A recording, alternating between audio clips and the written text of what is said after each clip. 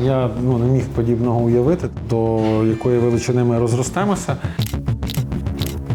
Давайте збирати на Байрактар. Куди нам Байрактари? Як мене знайшли? Знайшов Байрактар. Чувак, ти розумієш, якщо б не ви, наш батальйон би просто був би в жопі. Перші ще живі корейці, яких хлопці брали в полон, якраз через прилади нічного бачення, які купляв фонд притулу. Станом на сьогодні супутник досі працює, він приносить користь українській воєнній розвідці. Ми ж без космічної зйомки досить таки були б обмеженими. Я дуже люблю цю фразу, говорить, або ти у війську, або ти для війська.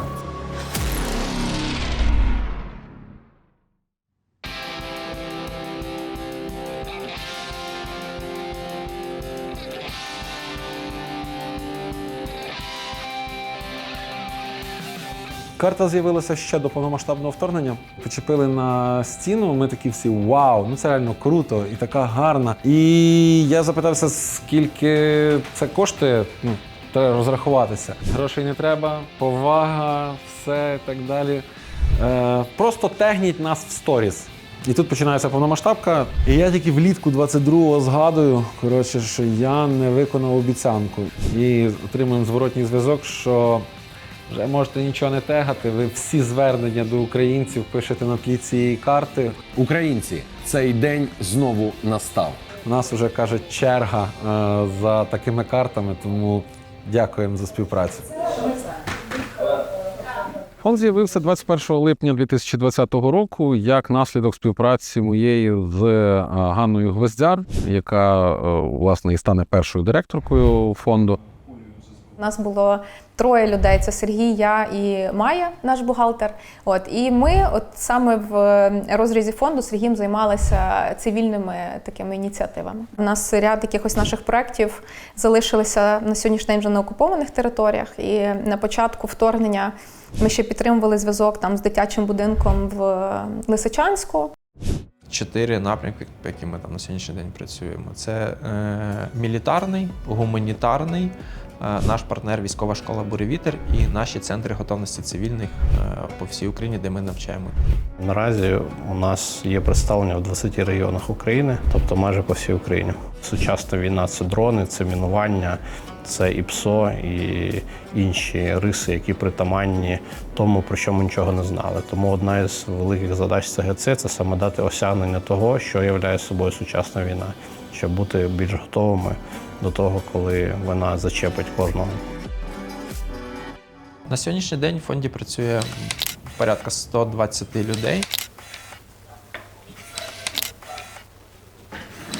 У мене був свій бізнес, це відеонагляд, сигналізація і так далі. У мене спеціальність взагалі там третій помічник капітана механіка на річкових судах. А так взагалі за своє життя чим я тільки не займався. Мені дзвонили, декілька так теж раз запитували, там плитку положити, я кажу ні. Зараз кажу, війна в країні, нема на це часу. Чим ви займалися взагалі до повномасштабки? Архітектурою, будівель, споруд. Я був багатоповерховим будівництвом, житлові комплекси.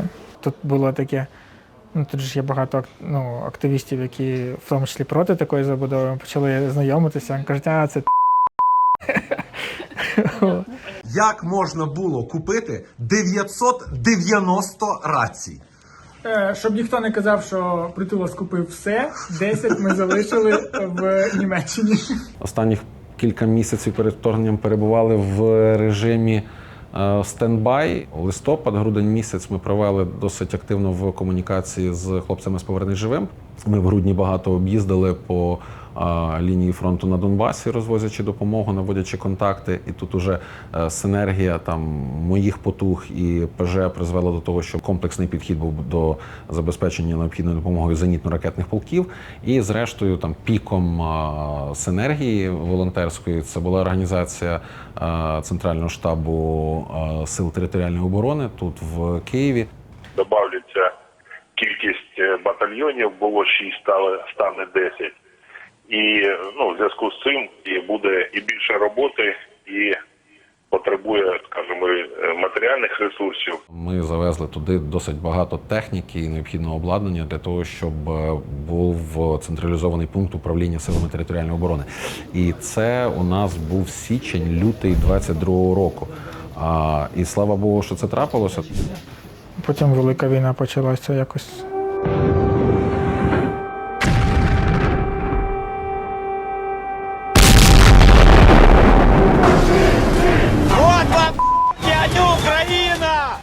Потрапив я в фонд у 2022 році після дзвінка Павла Петриченка. Він мене набрав, сказав, все почалося. Вивозь сім'ю і будемо працювати, зустрічатися в Києві. Спробуємо організувати роботу. Подивився телевізор, виглянув в вікно, побачив, що дуже великі затори на виїзд з міста. І я дуже не хотів стояти в заторах, тому варіантів було небагато. Доєднався як добровольцем. По суті, з першого дня.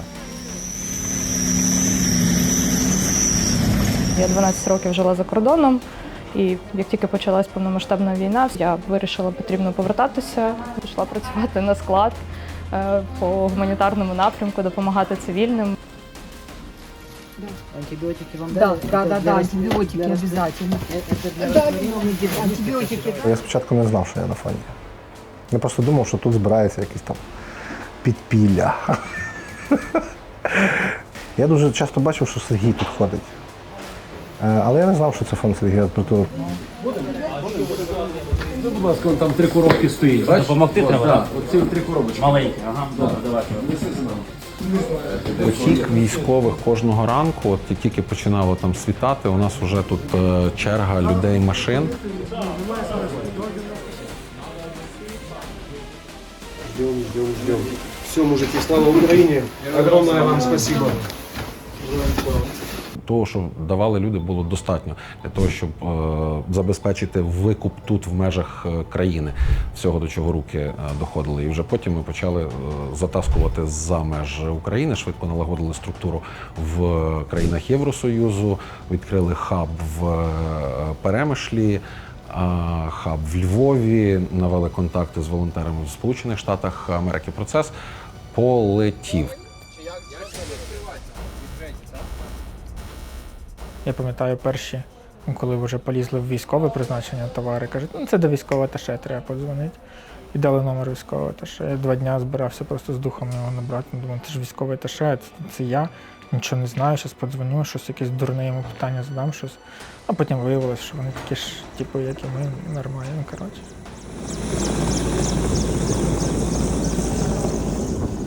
Тут завжди дуже цікаво іноземцям. Взагалі це називається руснявий куток. Це зараз. Ось це ігла, якою було збито 24 лютого на дамбі Київського моря було збито російський гелікоптер. Є, подбив вертольот! Єсть! Єсть! Два!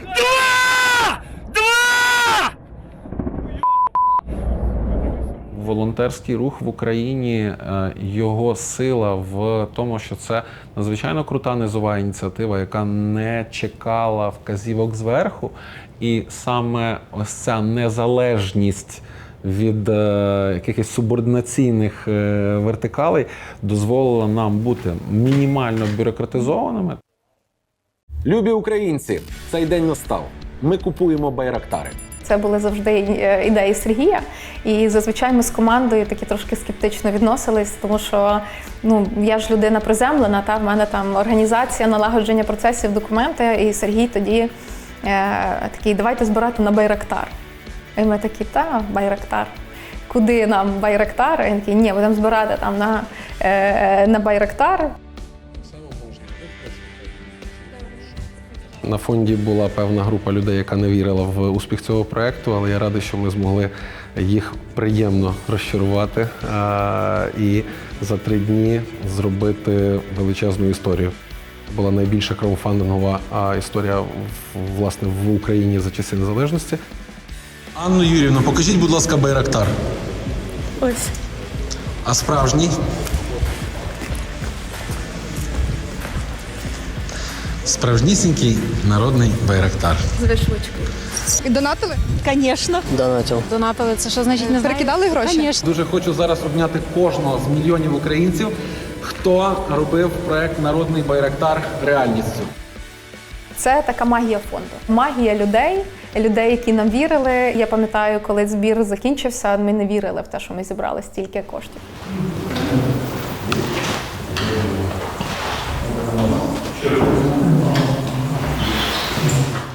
Коли про це почують люди, які теж знали про цю історію, але не знали, що Народний байрактар там долучився, вони в хорошому сенсі зійдуть з розуму. Я чув про цю історію порятунку Конана, який розказував, як він 16 годин провів в відкритому морі. Але я не знав, що його порятунок відбувся із залученням Народного байрактару. Заради ось цього порятунку життя вже варто було робити той проект. Ми з ними зіштовхнулися після того, як заплили за вишки були. Під час одного з маневрів я випадаю за борт.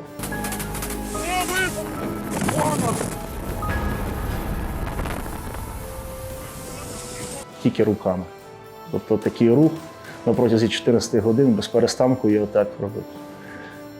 Я наголошую, я не зупинявся ні на хвилину, тому що це б спонукало до того, щоб мене просто збивала течія з орієнтиру і віднесла би десь зовсім іншу сторону. Ви 20 кілометрів пропливли проти течії у Чорному морі?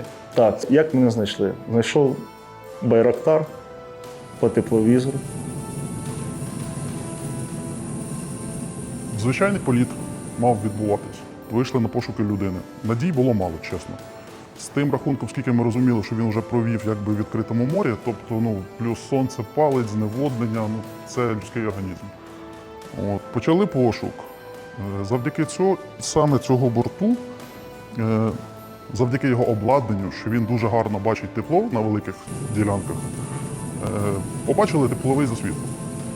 Спочатку подумали, що це типу чайка, зграя птахів, можливо, на воді. Прийняли рішення на зближення. Чолов'яга такий під 2 метри зростом в воді булькається. Відійшли на безпечну дистанцію, потім вели постійний супровід до того моменту, коли не прийшли сили, які його змогли забрати, евакуювати звідти. Пройшло 3 години. Конан живий, Конан врятований. А як нас не помітили? Чому нас не помітили? Нас помітили.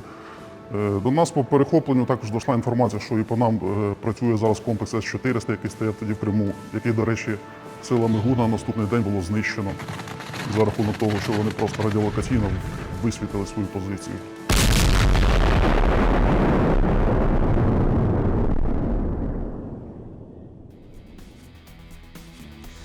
Тако, якби комусь було цікаво, як там поживають народні байрактари, то доповідаю. Трясця і халепа, бортові номера 145, Ю-145 і Ю-147 були збиті. Один борт був збитий ще в часи, коли служив у повітряних силах, інший після передачі у користування Військово-морським силам України. Ковінька, Ю-144 по сьогоднішній день в строю – це ваш і наш спільний народний байрактар. Було 1200 годин, був капітальний ремонт двигуна, його заміна. Після цього продовження його ресурси. Експлуатація його важка, тому що він більший період часу знаходиться в повітрі. Але це найнадійніший з літаків, які ми отримали. Бувають моменти, коли у нас з'являється шанс на вогневе ураження противника. Один із яскравих прикладів – це було вогневе ураження катера типу «Тунець» противника на Тендрівській косі.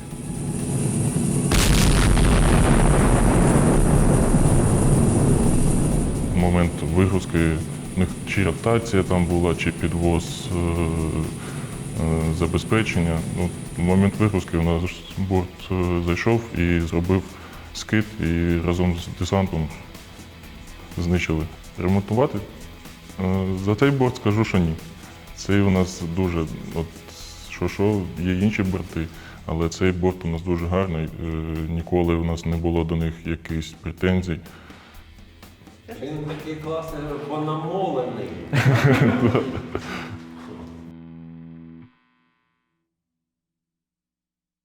Хайлюк Байрактар подивився на це все, і ми зідзвонилися. 3 Байрактари виділив безкоштовно. Заощадив величезний бюджет, постало питання, на що його скерувати.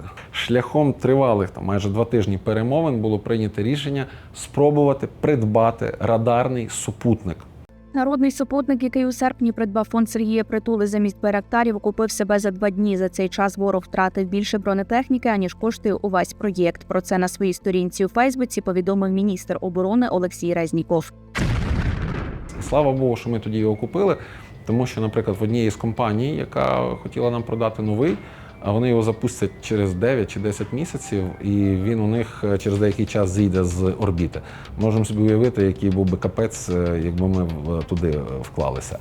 А станом на сьогодні супутник досі працює, він приносить користь українській воєнній розвідці. На противагу 200 супутників, якими володіє країна-агресор, а і до обслуговування роботи, з якими залучено 150 тисяч особового складу в Російській Федерації, Україна на противагу має 1 народний супутник.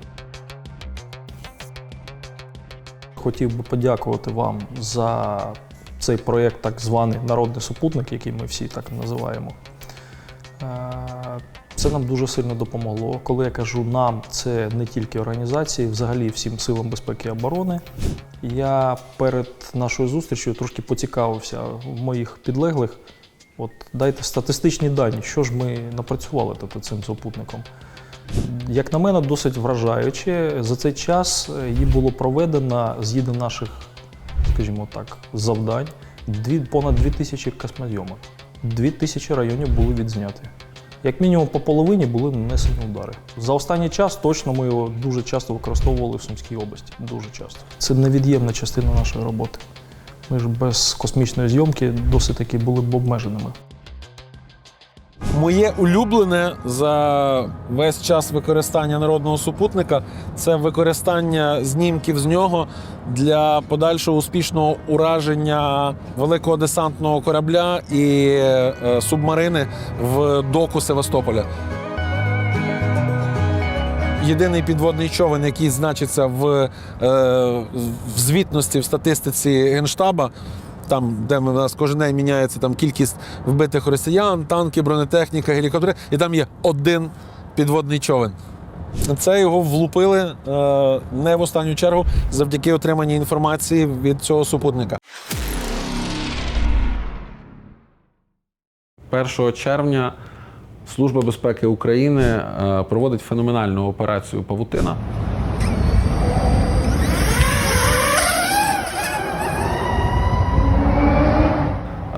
Зі знищення російської стратегічної авіації на кількох стратегічних аеродромах в РФ. 2 червня зранку в мене зустріч з величезним колом підприємців з однієї з бізнес-асоціацій Фінляндії. Одним з учасників панельної дискусії є Пекка, співзасновник компанії iSci, який приходить на цю зустріч і перед її початком з тубуса виймає супутниковий знімок і показує мені радарний знімок, але з дуже хорошою якістю, розширенням, розвалені російські літаки на аеродромі Біле в РФ. Я такий, будь ласка, презент. З об'єктивних причин цей знімок певний час не можна було демонструвати. А от коли стало можна, я заїхав до винуватця свята Василя Васильовича Малюка і показав йому цей знімок. Голова Служби безпеки України залишив на ньому свій автограф, і ми домовилися, що фонд розіграє цей у єдиному екземплярі знімок за грубі донати, а усі виручені кошти ми витратимо на дрони для воїнів ЦСО та СБУ. Фонд дуже добре розуміє специфіку нашої роботи. Тож на запити наших підрозділів реагують точно і швидко. Минулого літа, під час складної операції на Кущині, наш підрозділ значною мірою залежав від якісної розвідки. І те, що нам дало перевагу, це комплекс дронів, переданий буквально за декілька днів до того. Цей фонд про системну, точну, потужну підтримку, яка дозволяє нам бути ефективними. Мега вдячні українцям, які підтримують фонд «Притулок». Ми відчуваємо цю підтримку та спираємося на те. Це в основному і всі види і типи БПЛА різні нам фонд допомагав, радіостанції, засоби РЕБа, прилади нічного бачення, а також навіть човни, морські човни з двигунами. І ці човни, які фонд надавав, вони були, скажімо так, на окупованих частинах Херсонщини, вони були поблизу нашого Криму. З різних сторін заходили і виходили. На жаль, були також у нас і втрати, але ми показали чудовий результат, наші бойові водолази, на цих човнах в тому числі. Тому, звичайно, нам дуже зручно використовувати цей інструмент благодійності і співпрацювати з благодійними фондами для того, щоб терміново отримати ті необхідні речі, які нам потрібні, в тому числі специфічні. У нас там сидить департамент закупівель. Це люди, яким приходиш, кажеш, так, дивись, лазер, зараз будемо купляти там якусь ракету. Питань нема, купимо. Ну, тобто ти нічого, ти вже ніяк не здивуєш наш департамент закупівель, вони куплять все. Дуже всіх впечатляє партія приладів нічного бачення, бо це товари військового призначення, айтаровська тема. Ну, типу, контроль за обігом зброї з боку уряду США. Там складні домовленості були. Дякуємо українському народу за допомогу. Ці прилади нічного бачення допоможуть нам знищувати ворога ефективніше. І суть цього збору те, що ми як фонд змогли отримати дозвіл на вивезення даної номенклатури, тому що, щоб її вивезти, треба отримати ліцензію від Сполучених Штатів Америки на це. І ми як фонд, команда змогла це зробити. Ми придбали 1000 приладів нічного бачення, розподілили їх між силами спеціальних операцій, ДШВ і морпехами. От Курська операція, Курськ. Зараз вона північно-слобожанська, ми називаємо її північно-корейська. До речі, вся корейська операція, яку ми теж витягували, хлопці з приладами нічного бачення працювали, коли брали полонених. Можливо, перші ще живі корейці, яких хлопці брали в полон, якраз через прилади нічного бачення, які купляв фонд «Притулок».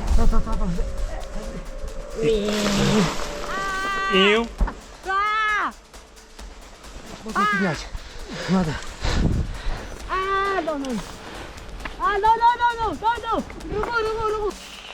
Тобто не те, що я спілкуюсь напряму з Сергієм Дмитровичем, я один раз, до речі, у нього просив. І це якраз була Курська операція, це був початок, серпень минулого року, коли ми з ним созвонилися, коли тоді була така інформаційна вакуум по операції, ми з ним созванювалися, він питав, що треба, і я йому там озвучував. І там буквально через тиждень, через два ці всі засоби, прилади, вони вже були на фронті. Другий проєкт, який ми десь вже близько півроку, це блискавки ССО, це дарси. Це таке саме, як FPV, тільки з крилами. У нас дуже великий результат по цій роботі. Безпосередньо, буквально десь місяць назад, ураження дарцями відбулося системи РЕБ під Рильськом. І ми це бачили там в прямому ефірі. Основний проєкт, скоріше за всього, це те, що фонд нам допомагає бути більш гнучкими. Це техніка, це човни, це безпілотні системи, це велика кількість комплектуючих до безпілотних систем, прилади нічного бачення, тепловізійні прилади. Ну, все, що вбиває росіян.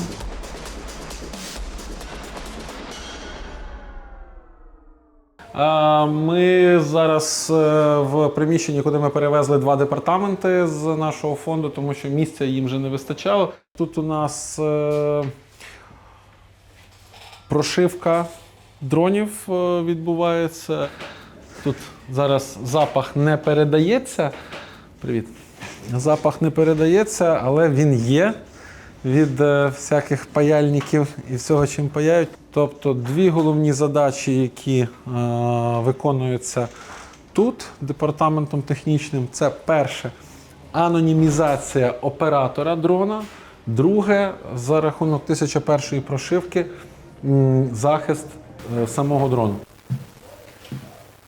Очевидно, 70-80% уражень на лінії фронту – це безпілотні літальні апарати, плюс наземні роботизовані комплекси. Багато експертизи, сильна команда. Зараз на хайпі наші перехоплювачі. Напевно, це також гордість, тому що безпосередньо приймали участь у всіх етапах розробки, тестування і перших уражень навіть. Є ураження! Тепер по 10 підрозділів в день приходить по цей виріб, стають в чергу. Курс навчання єдиний в Україні, який є на цей комплекс, тільки у нас на базі школи «Буревітер».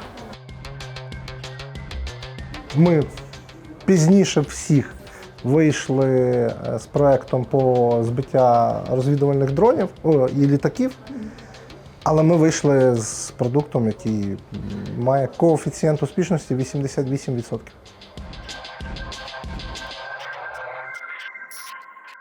Тут ми переходимо вже в більш гламурну обстановку.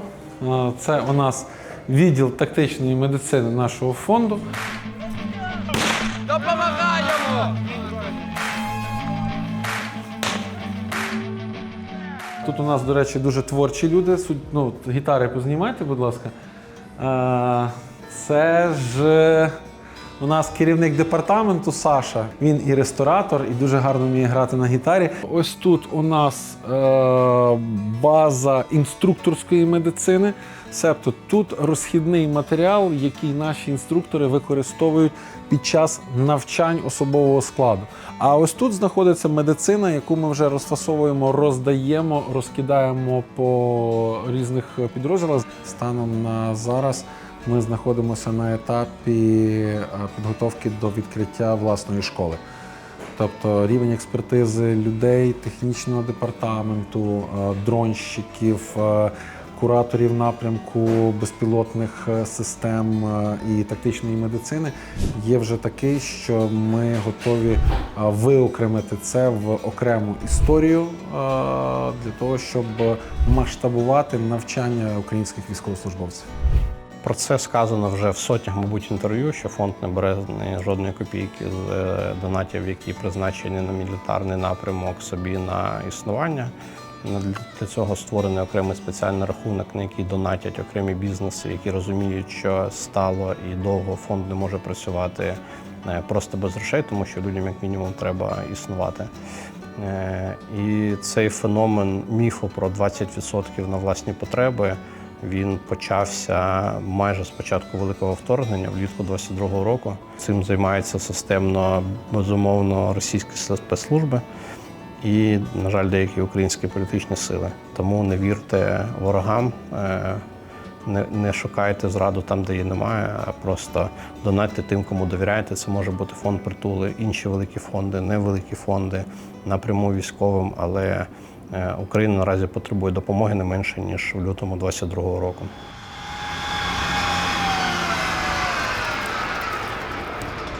Ми робили дуже масштабні речі.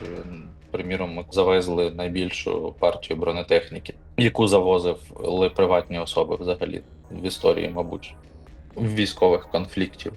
106 партнерів, якщо я не помиляюсь, ми з Британії притягнули одним контрактом. Ви хотіли великий збір, ви хотіли мегазбір. Я вас прошу, а давайте для нашої рідненької армії, для Збройних сил України купимо дуже багато броньованої техніки. З бронетехнікою саме, мабуть, складний випадок. От боль. Не можна купити нову бронетехніку, бо вона просто супер дорога. Ти купуєш бушну, а тобі її стан треба оцінити. Ти намагаєшся знайти людей, які готові поїхати туди, чи там на місці, щоб оцінили її стан.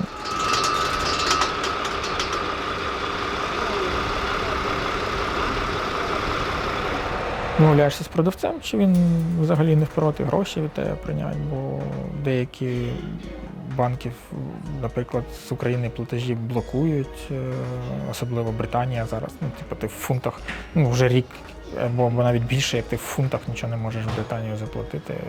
Вони все одно бояться війни, участі в чомусь для війни, і там якісь рахунки блокуються, всі діла. –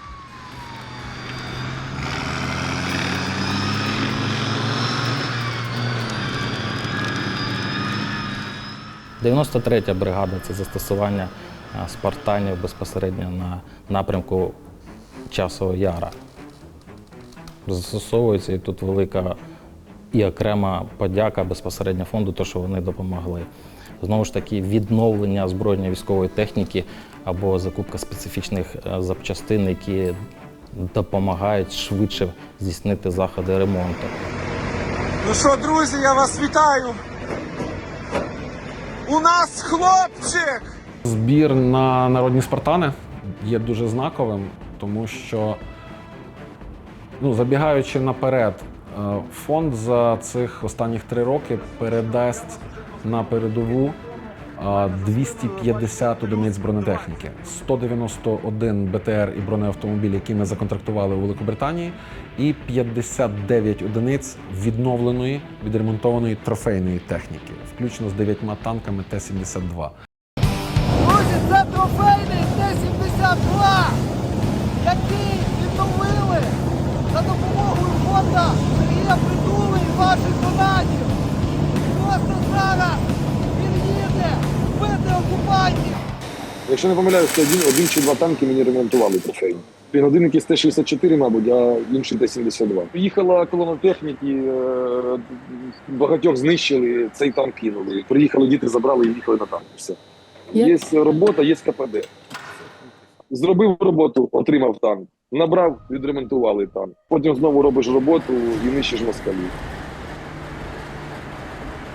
Бувало, там треба було салон чуть-чуть від крові відмити, але це вже танкаші. Це насправді фантастична історія, вона мені дуже подобається. Скажімо так, по рівню ККД. Тобто, умовно кажучи, у нас пішов величезний ленд-ліз, причому ленд-ліз не з тієї сторони, з якої зазвичай всі думають, звідки він йде. Це історія, коли за, умовно кажучи, 1 мільйон гривень ми можемо передати у підрозділ повністю справну, готову, оснащену бойову одиницю броньованої техніки. Є така одна одиниця техніки, вона ще до сих пір в ремонті, і вона така сакральна, можливо, можна сказати. Це КАМАЗ «Тайфун». Камазіна така. Прикольно. Аналогів нет. І враховуючи специфіку цієї машини і нафаршированість електронікою і складність її ремонту, вона до сих пір у нас в ремонті, але там вже, скажімо так, фінішна пряма. І я думаю, що коли ця машина виїде з боксу, це буде прям свято, напевно, не тільки для мене, а і ще для багатьох людей, які причетні до цієї машини. 59 одиниць броні плюс 12 двигунів для там різних видів бронетехніки. У нас, по-моєму, трошки більше $1 мільйона на це пішло. Тобто я коли презентацію роблю і показую на заході ці результати, люди такі, ні, такого не може бути. Ні, чорт забирай, таке є. Хочеш вижити, прокачуй скіли. Треба БТРи, треба танки. Ми такі, боже, що люди просять. Потім ми започаткували напрямок ремонту бронетехніки. Коли просили БТРи, ми теж, це було смішно, але ми почали купляти бронетехніку. Спартани, FV434, FV432, тобто вже теж не смішно. Коли був запит купіть зірку смерті, ми теж сміялися, а потім ми купили супутник.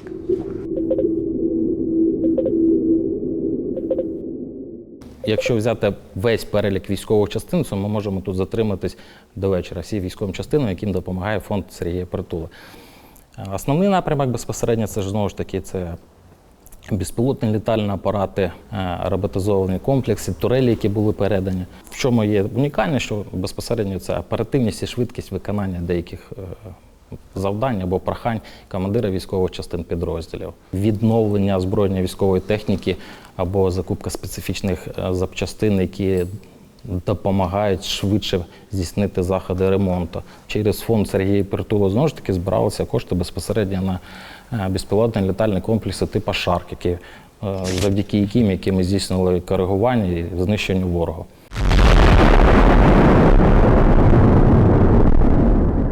На даний момент новий трек – це «Чисте небо».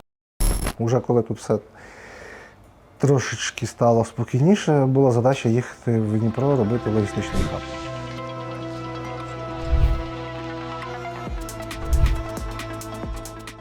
Тут же все вже налагоджено.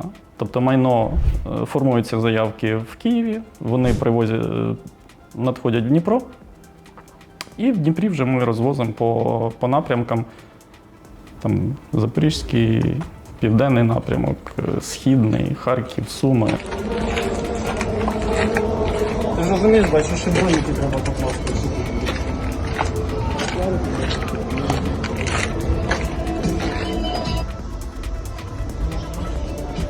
Мені подобається спілкуватися, комунікувати з підрозділами. Подобається те, що коли ти приїжджаєш туди і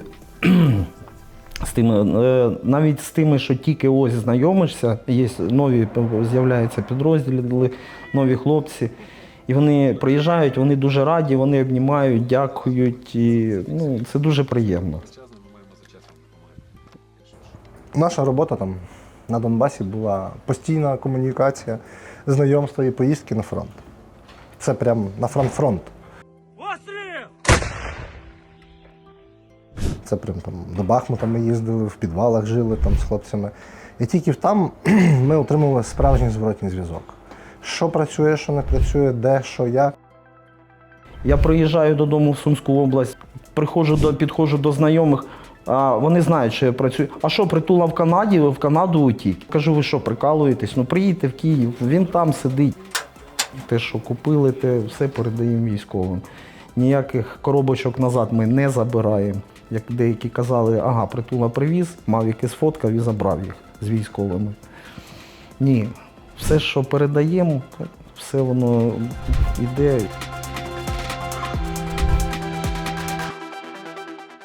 Рік назад у нас була зустріч, і на цій зустрічі зговорили за безпілотні системи, і один із командирів затронув цю тему, і я його запитую, а скільки у вас в бригаді безпілотників? Я не очікував почути цифру 4. Я порахував і сидю, і в мене сміх розриває.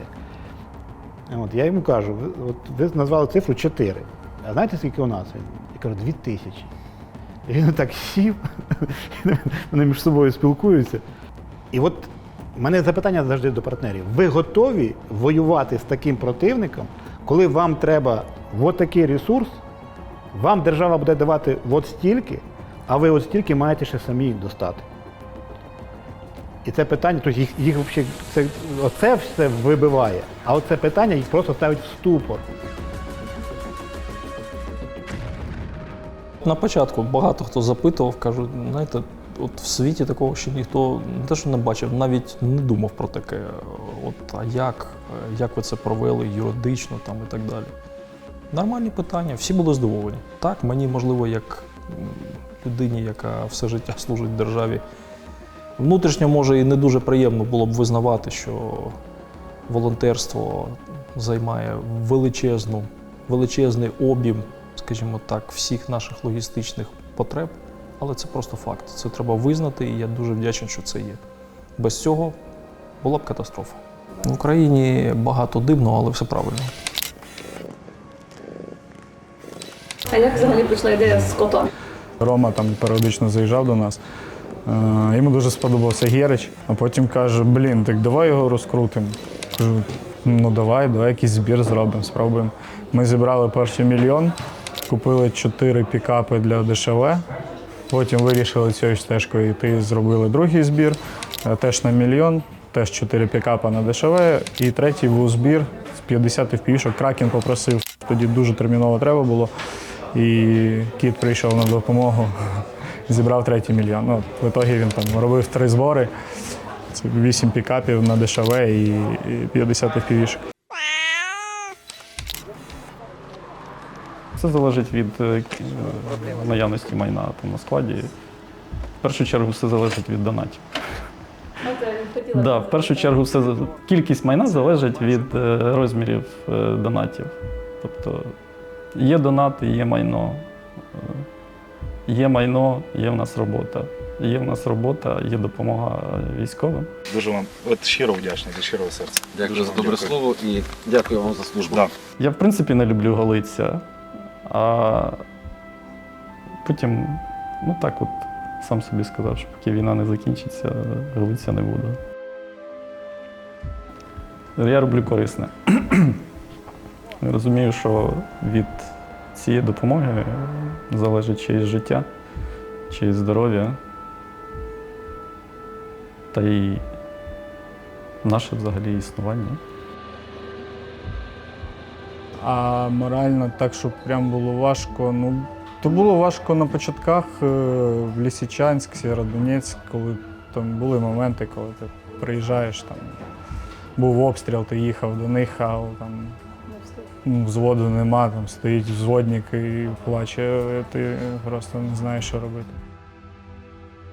Важко було працювати, коли там людина оформляє посилку, вона має приїхати і забирати, не забирає, тому що людина загинула. І це, звісно, найважча була частина роботи в фонді.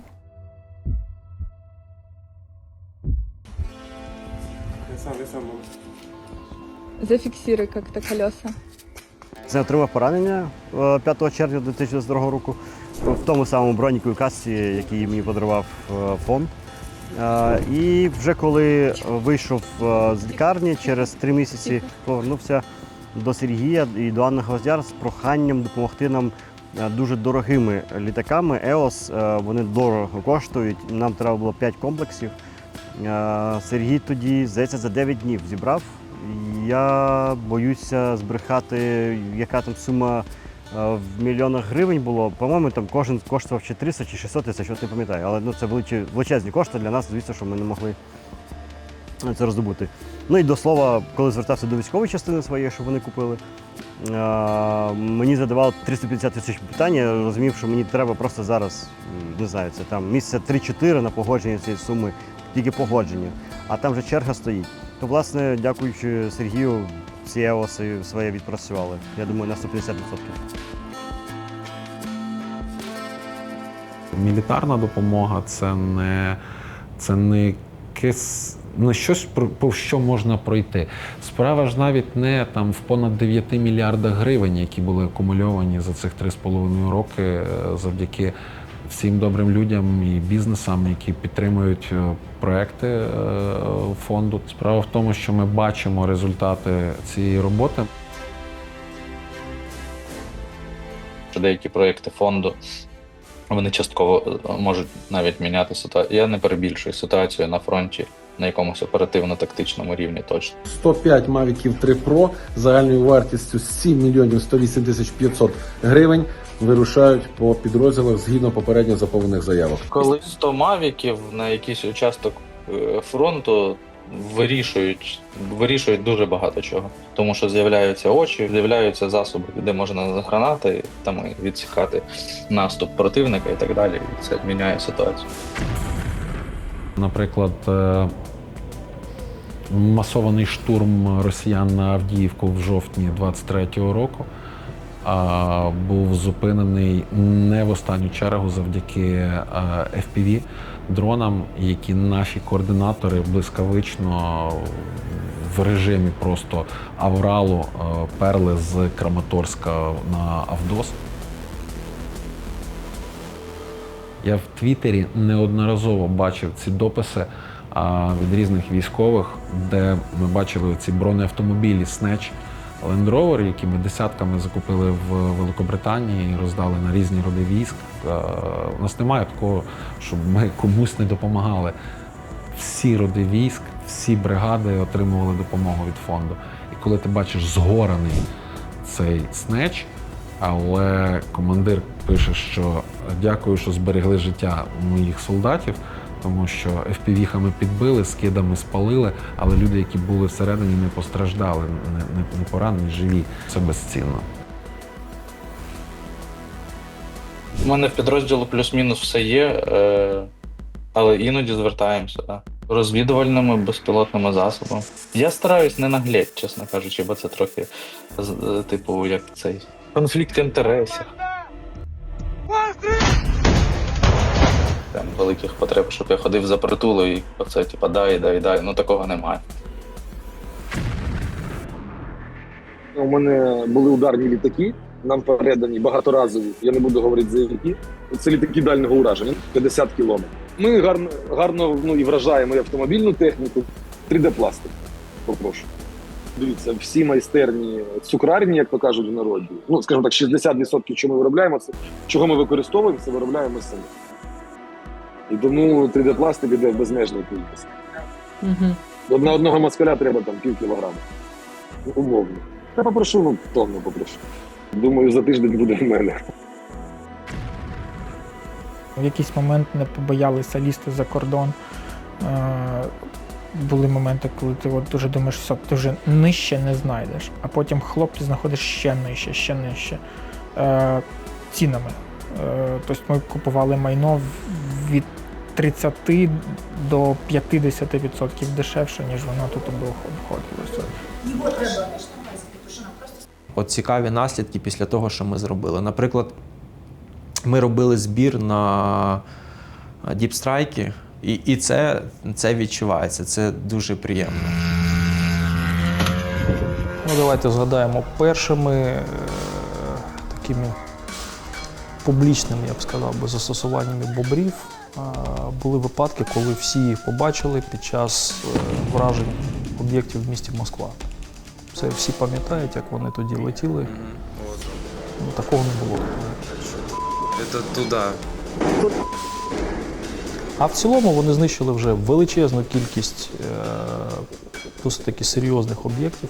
Серед них і системи протиповітряної оборони, елементи пунктів управління, об'єкти критичної інфраструктури, удари по аеродромах і так далі. Завжди будь-який збір фонду, оскільки вони дуже публічні, вони піддавалися якійсь там критиці або сумнівам з боку суспільства. І це теж, знаєте, робота на те, щоб подолати цю недовіру. Тому що я ручаюся абсолютно за те, наскільки прозоро і як сказати, прозоро і правильно були налаштовані якісь процеси в фонді, тому що, знову ж таки, нам екстра відповідальність додавали бабусі, які нам приносили свої кошти, і бабусі скидались на байрактари. І ви уявляєте, наскільки тут відповідальність за кожну копійку. Ми є мультифункціональна структура. На базі центрів готовності цивільних ми вивчили десятки тисяч людей по десятках різних напрямків, від домедичної допомоги до військового зв'язку, від тренінгів психологів по поводженню з людьми, які повертаються з фронту, до практичних занять стрілецькою зброєю. Спільно з військовою школою «Буревітер», а вже 3 роки, як ми співпрацюємо разом, ми вивчили десятки тисяч українських військовослужбовців. Ми по лінії гуманітарного напряму роботи фонду робили величезний проєкт надання кризової допомоги, забезпечили обладнанням різноманітним більше 100 лікарень і шпиталів по всій Україні. Ми будуємо бомбосховища. Ми дуже сильно затратно по часу і по грошах займаємося гуманітарним розмінуванням. Забрудненими в Україні залишається 139 тисяч квадратних кілометрів. Щодо часу сказати важко, це точно десятки років, але це 100% не 70, 100 чи більше років, як зазначається в деяких джерелах. У нас насправді є унікальний шанс за допомогою розвитку технологій зробити це дуже швидко, якісніше і дешевше і безпечніше. В межах нашого проєкту по тестуванню інноваційних технологій у сфері гуманітарного розмінування Ми спільно з нашими партнерами займалися розмінуванням декількох земельних ділянок у Харківській області, в Ізюмському районі, а саме в Балаклійській і Барвінківській ОТГ. Наразі там роботи ще тривають, але як тільки вони будуть завершені, відповідні земельні ділянки будуть передані в сільськогосподарське користування. Коли росіяни зруйнували Каховську ГЕС,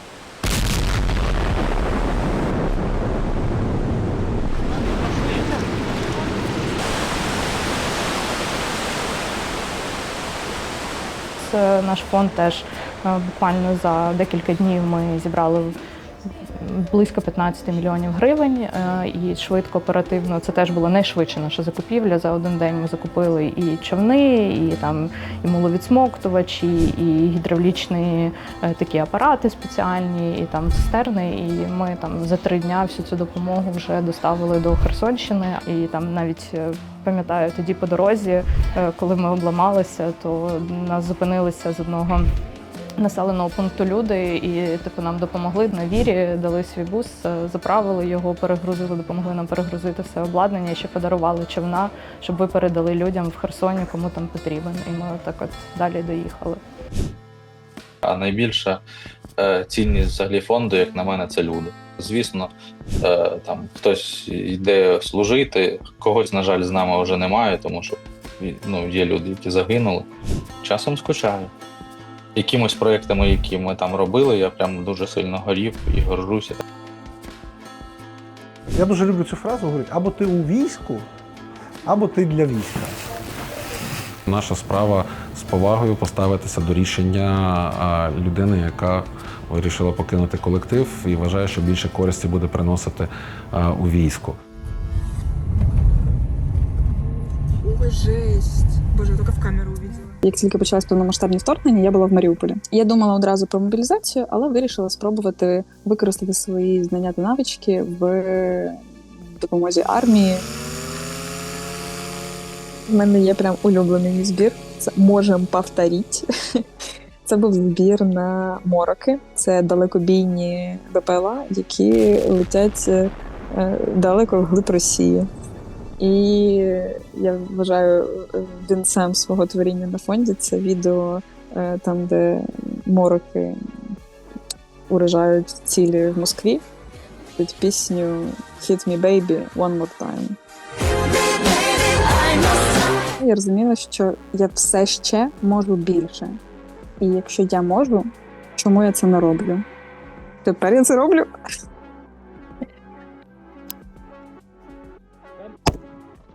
Контакт!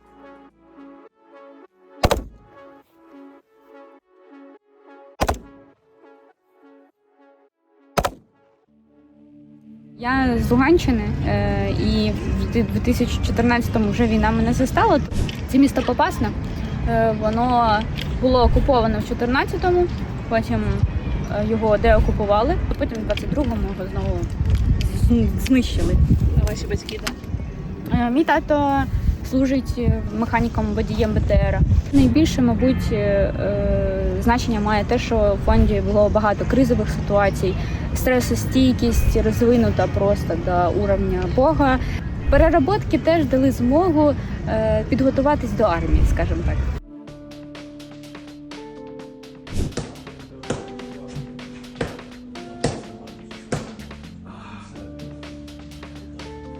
Чому ви вирішили мобілізуватися? Тому що держава потребує людей в армії. Тому я вважаю, що зараз бути власністю держави не крінж, не стрьом, а норм. Під Красногорівкою з Пашою Петриченком ми літали на Мавіку і кидали гранати, скиди.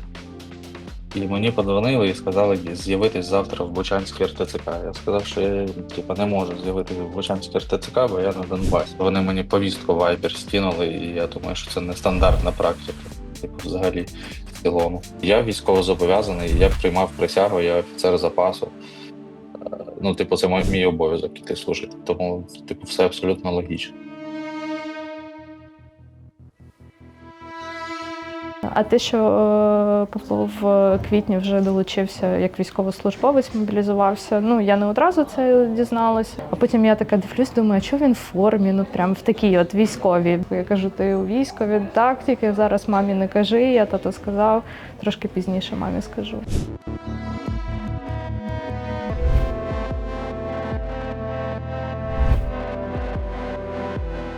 Він бачив майбутнє в Україні, він вірив дуже в Україну. Я думаю, що зараз вірить в неї, в нашу перемогу. Дух грає роль. Тут нам просто треба жать, скільки ми можемо, і вони мають посипатися, тому що в цій війні за нами правда. Ну, типу, от за ким правда, той має перемогти.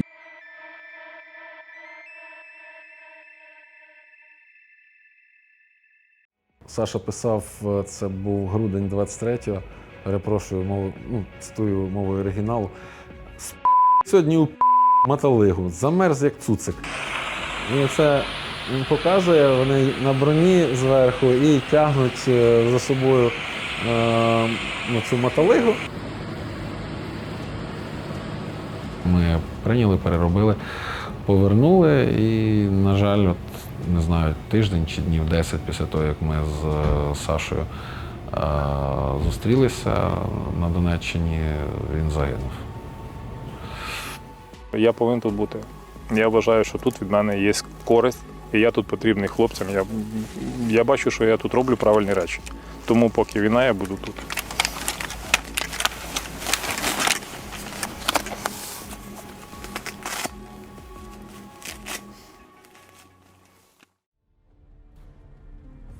Женя проф. Женя у нас був в охороні тут, на фонді. Пішов у гонор, і Женя теж загинув в лютому цього року на Донбасі. У нас загалом таких 3 болючі втрати.